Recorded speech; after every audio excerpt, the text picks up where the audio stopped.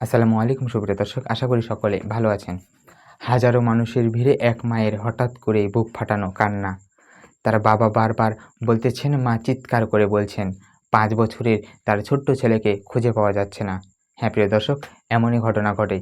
বলছিলাম চট্টগ্রাম পাতাঙ্গা সমুদ্র সৈকতের কথা। সেদিন ছিল মানুষের অনেক ভিড়। চট্টগ্রাম পাতাঙ্গা সমুদ্র সৈকত, যেটি একটি পর্যটক স্থান।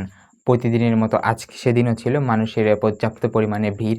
সেখানে মানুষ সৌন্দর্য উপভোগ করতে যায়। সেখানে নদী গাছপালা বর্জন করছিল প্রতিদিনের ন্যায়, এবং সমুদ্রের যে উত্তাল ঢেউ ছিল।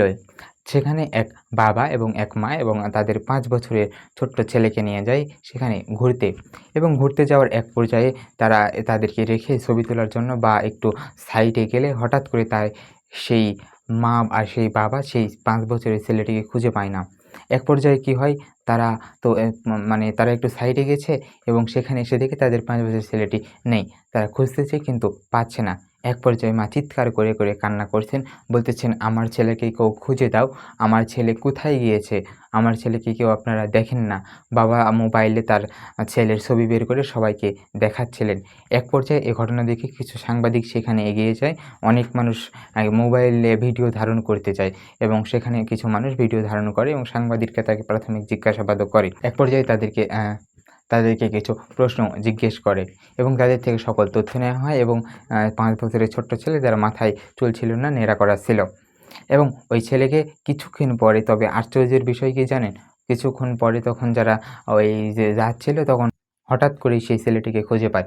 ছেলেটি একাকী তার সেখানে চলে আসে এবং তাকে জড়িয়ে নিয়ে মা তাকে জড়িয়ে নিয়ে কান্না করতে থাকে।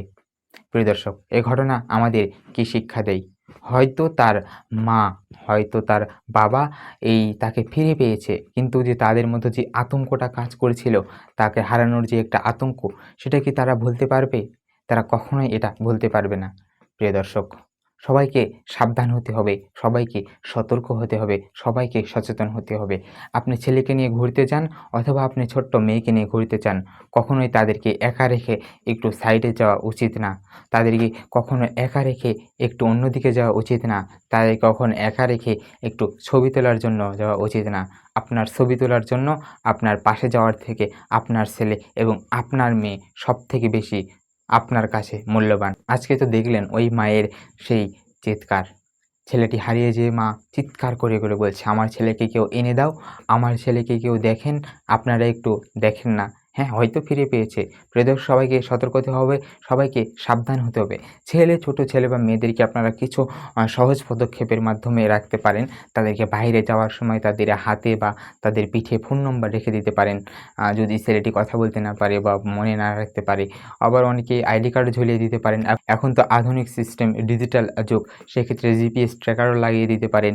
আশা করি এই পদ্ধতিগুলো মেনে চললে আপনার ছেলে আপনার কাছ থেকে আর কখনো হারাবে না। আর যদি হারিয়ে যায়, আপনি অতি সহজে খুঁজে পেতে পারেন। প্রিয় দর্শক, সবাই সতর্ক থাকবেন, সাবধান থাকবেন।